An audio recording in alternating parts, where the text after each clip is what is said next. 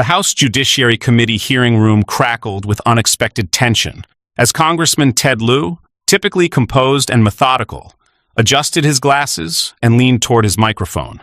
His voice carried a sharp edge that caused staffers to look up from their laptops.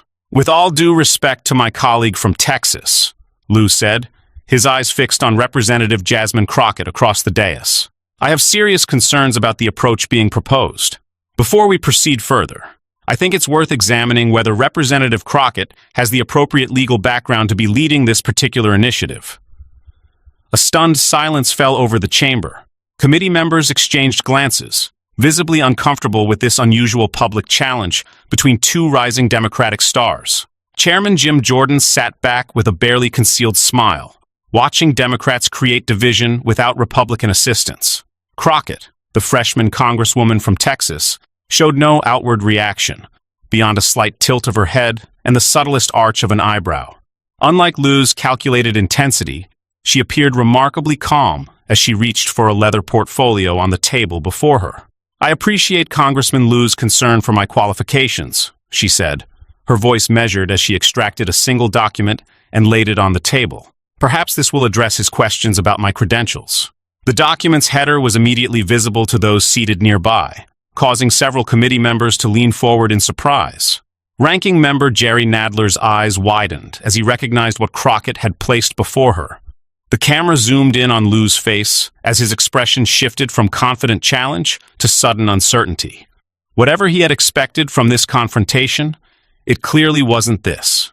Before diving into this shocking exchange that's sending shockwaves through Congress, hit that subscribe button and turn on notifications so you never miss our breaking political coverage. Now let's break down exactly what happened when Ted Lieu questioned Jasmine Crockett's credentials, and how her unexpected response left him and the entire committee speechless.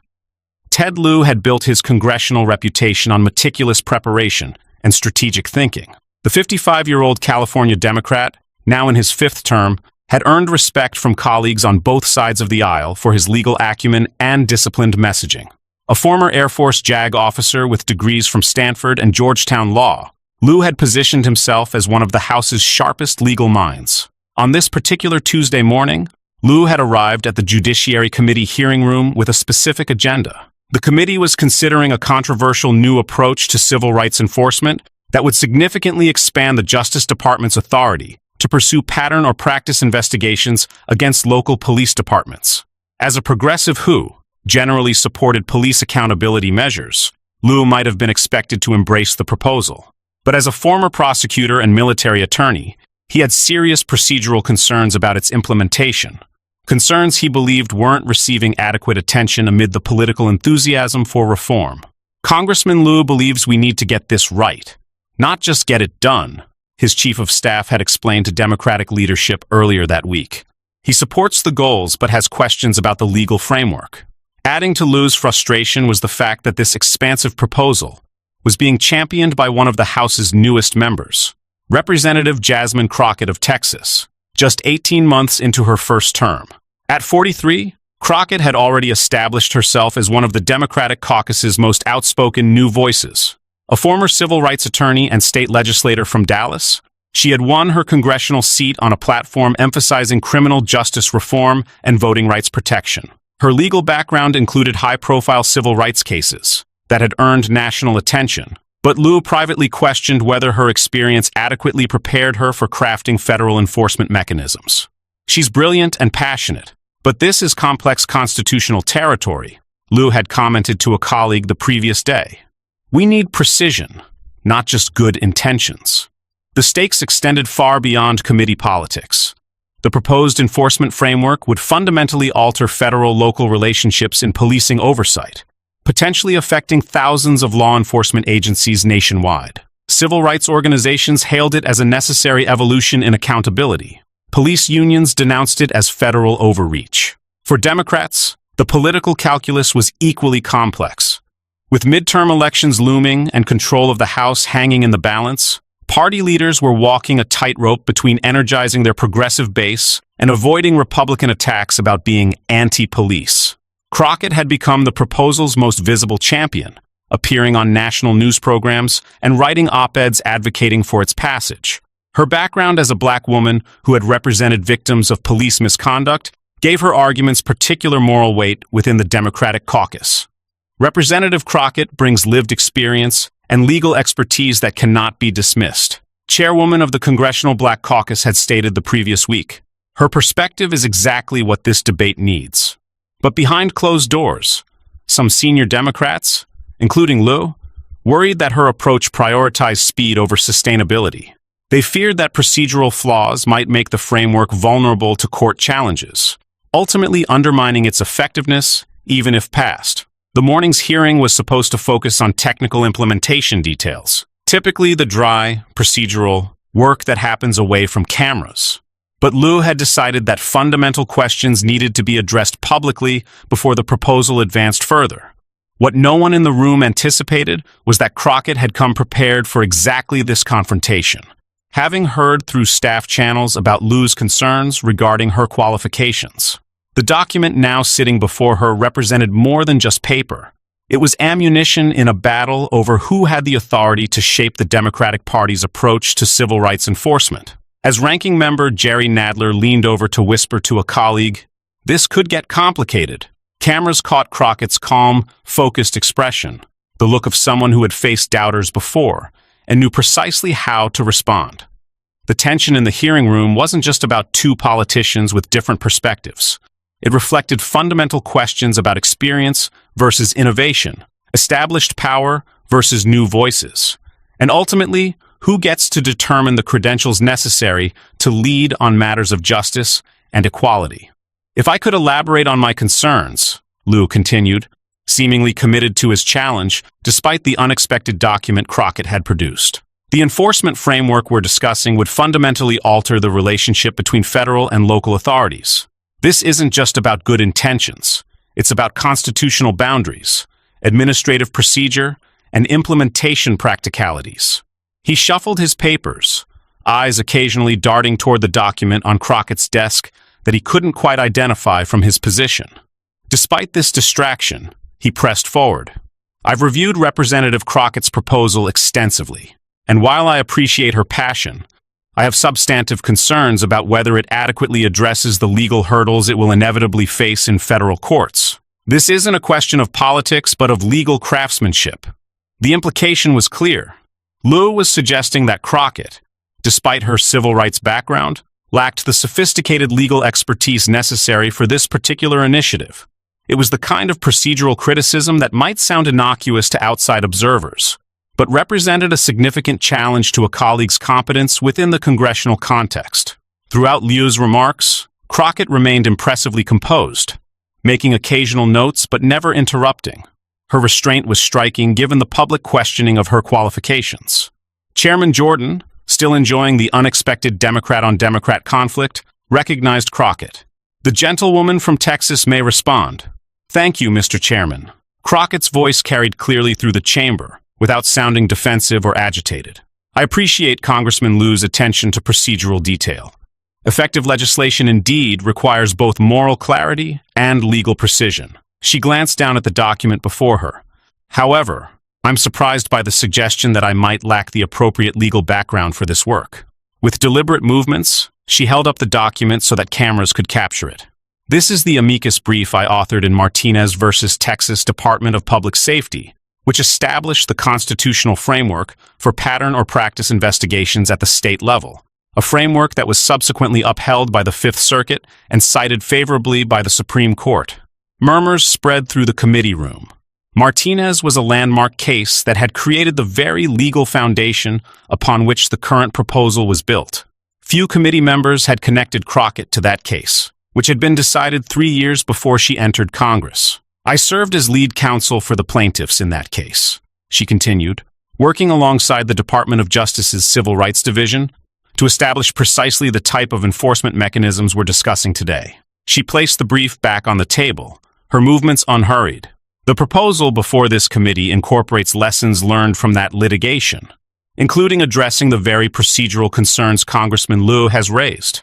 The revelation shifted the dynamic in the room dramatically. What had begun as a senior congressman questioning a junior colleague's expertise had transformed into something more complex. A reminder that congressional tenure doesn't always equate to subject matter expertise. Lieu, to his credit, adjusted quickly. "I'm familiar with the Martinez case, Representative Crockett, and it was indeed groundbreaking. I wasn't aware of your involvement in it."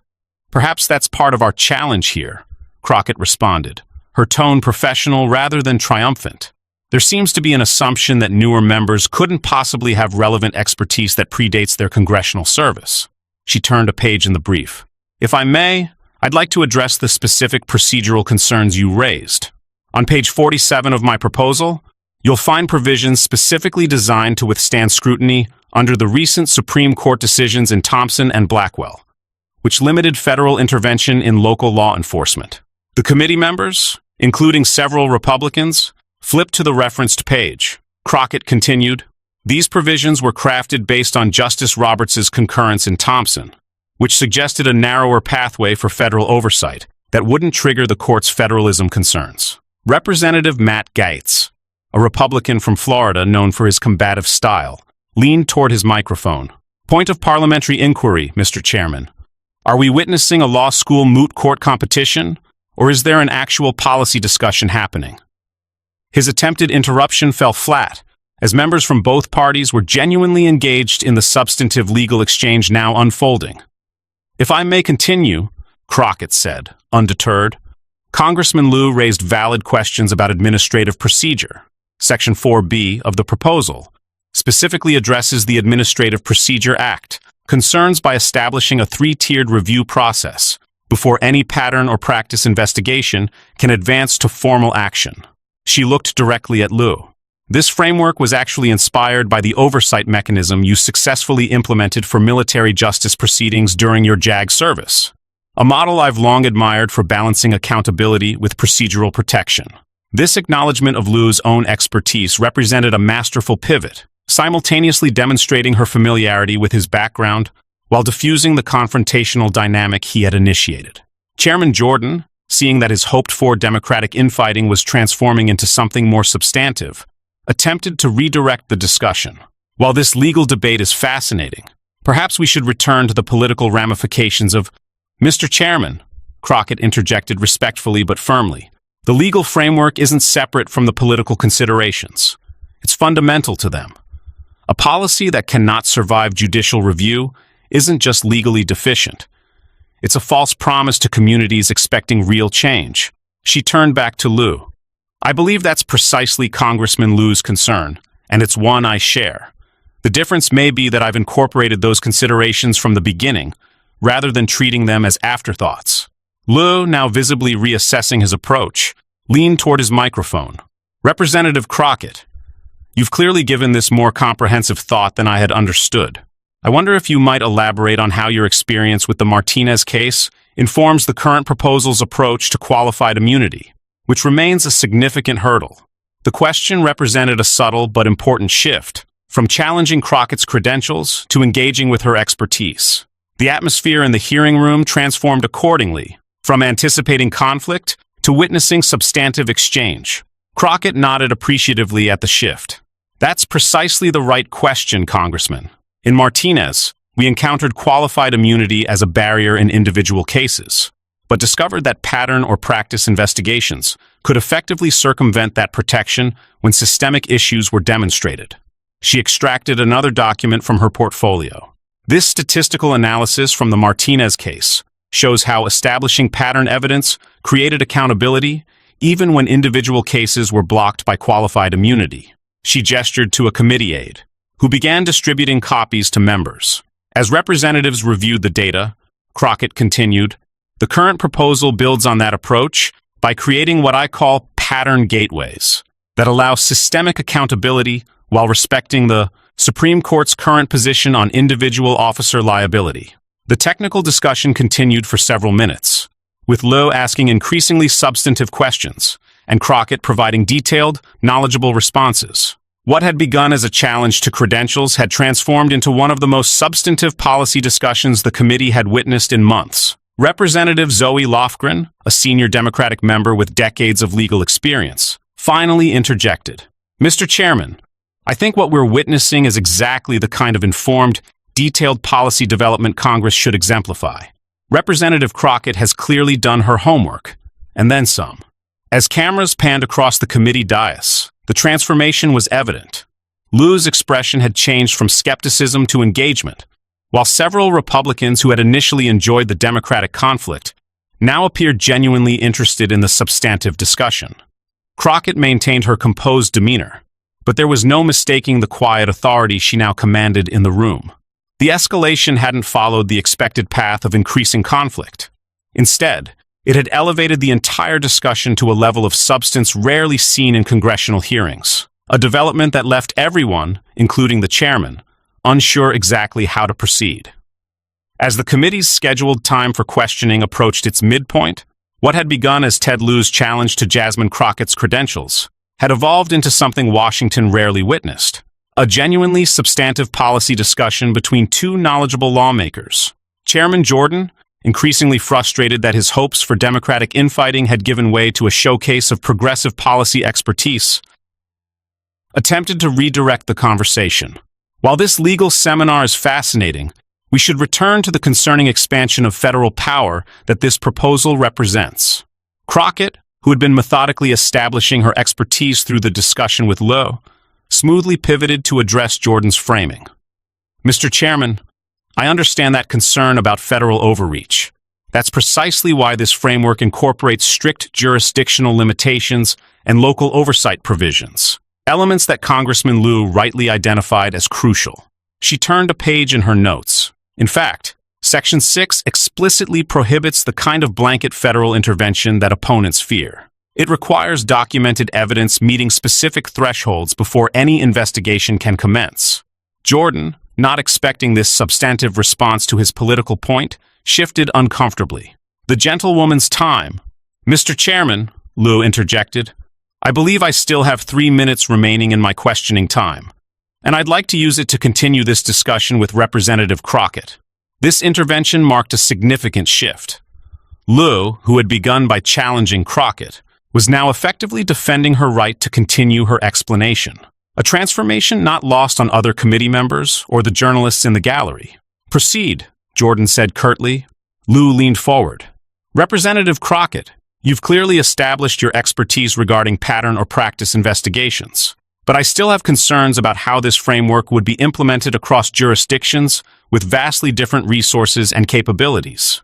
This was a substantive question, rather than a challenge to credentials, an acknowledgement that they were now engaging as peers on policy specifics. That's a critical consideration, Congressman, Crockett responded, pulling another document from her portfolio. I've prepared a tiered implementation schedule specifically addressing resource disparities across jurisdictions. She held up a detailed chart. This approach creates 3 implementation tracks based on department size, budget, and existing oversight mechanisms. Smaller departments with limited resources would receive technical assistance and longer compliance windows, while larger departments with established internal affairs divisions would face more immediate requirements. As the chart was distributed to committee members, Crockett continued, this isn't just about enforcement, it's about capacity building. The proposal allocates 40% of its funding to helping resource-constrained departments develop the infrastructure they need to meet these standards. Lieu nodded appreciatively. That addresses one of my primary concerns. But what about the potential for politically motivated investigations? The Trump administration demonstrated how executive agencies can be weaponized. Another excellent question, Crockett acknowledged. Pages 32 through 36 establish a bipartisan review commission with supermajority requirements before investigations can target departments in politically sensitive contexts. She looked directly at Lieu. That provision was actually inspired by your 2019 article in the Georgetown Law Journal about depoliticizing Justice Department operations, a framework I found compelling and incorporated with attribution in the footnotes. This revelation, that Crockett had not only read Lieu's academic work, but had incorporated it into her proposal, visibly affected him. The shift in his expression was subtle but unmistakable. From the stance of a senior lawmaker evaluating a junior colleague to that of an equal engaged in collaborative work. I wasn't aware you had incorporated those elements, he said, his tone noticeably warmer.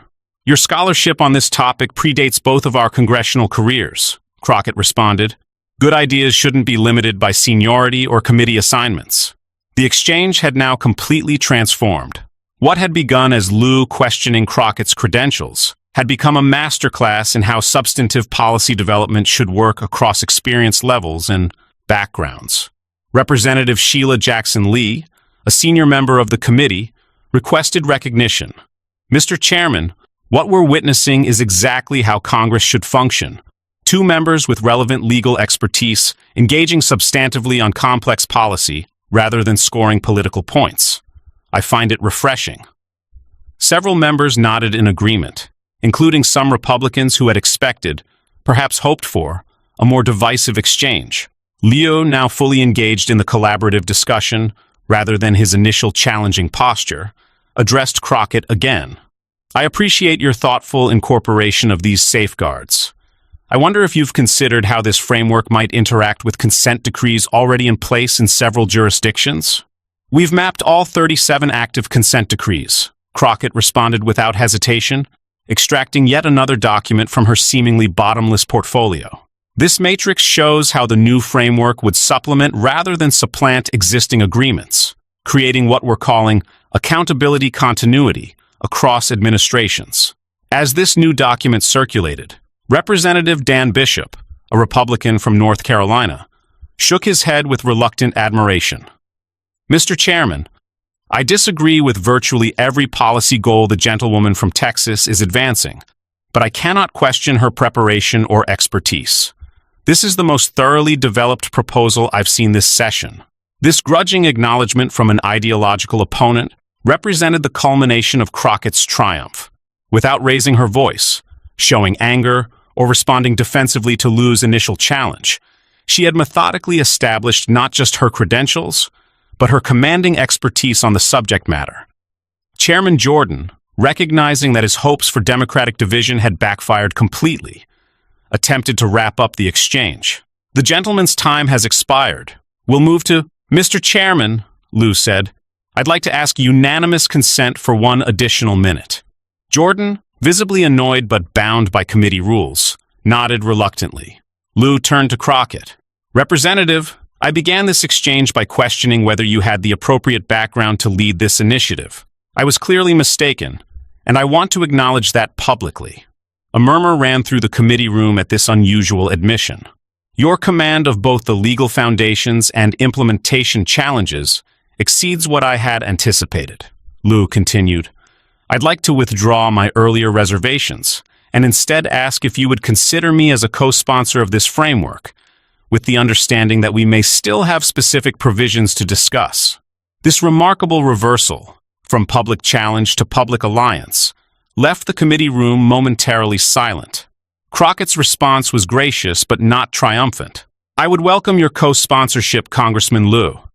Your legal expertise would strengthen this proposal, and your concerns, which were substantive and valid, will make it more robust. As their exchange concluded, the dynamics in the room had been permanently altered. Crockett had not merely defended her credentials, she had transcended the entire framework of credential questioning through demonstrated expertise and substantive engagement. The cameras caught Lieu's nodding acknowledgement and Crockett's composed expression as they exchanged a look of newfound professional respect. It was a moment of genuine substance in a political environment that rarely rewarded such exchanges. And it had happened because Crockett had come prepared not just to defend her qualifications, but to elevate the entire discussion beyond credentials to the substance that actually mattered.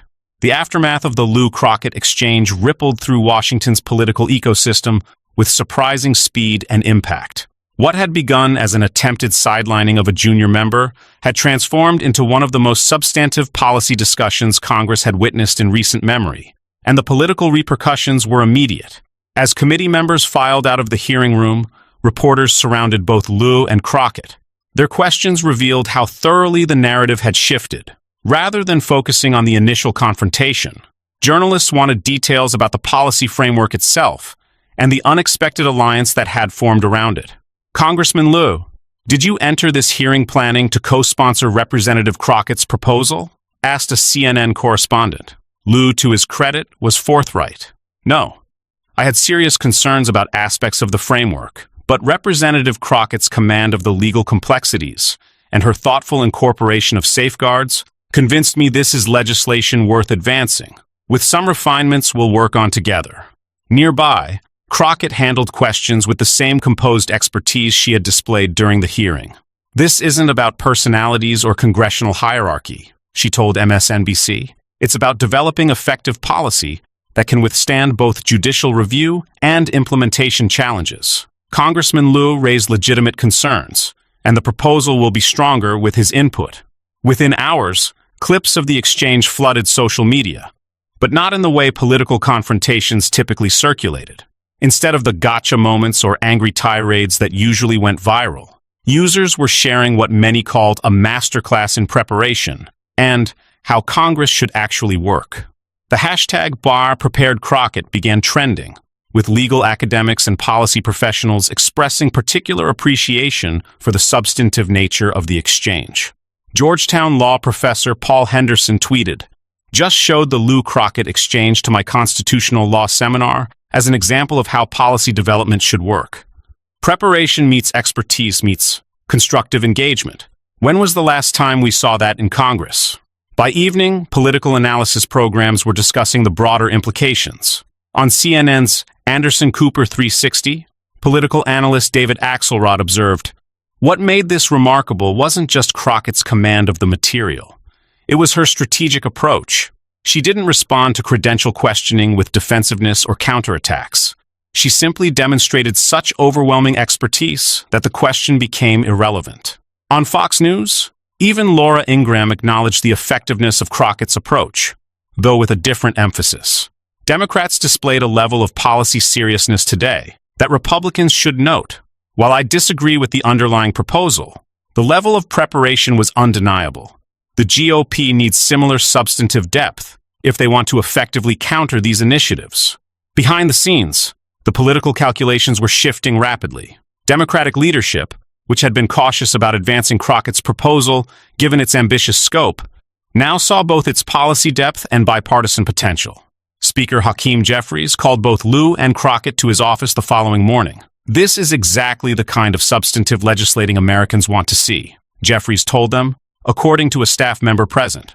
"We're going to give this framework priority floor consideration, and I want you both front and center in the public discussion." For Crockett, the aftermath brought a significant elevation in her congressional standing. Senior members who had previously viewed her as simply another outspoken freshman began consulting her on legal aspects of other legislation. Committee chairs started reserving time for her questions, rather than relegating her to the end of hearings when cameras had often departed. Representative Crockett demonstrated something rare in politics: the ability to turn a challenge into an opportunity through sheer substantive command.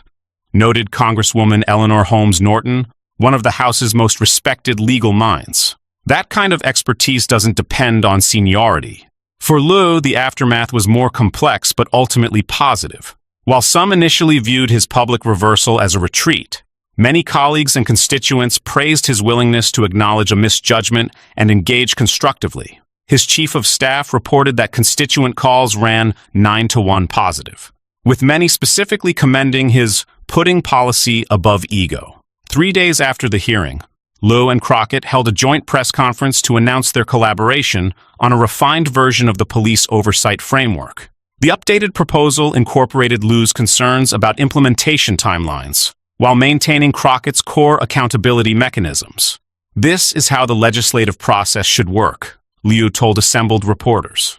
Substantive engagement across experience levels focused on creating policy that actually functions in the real world.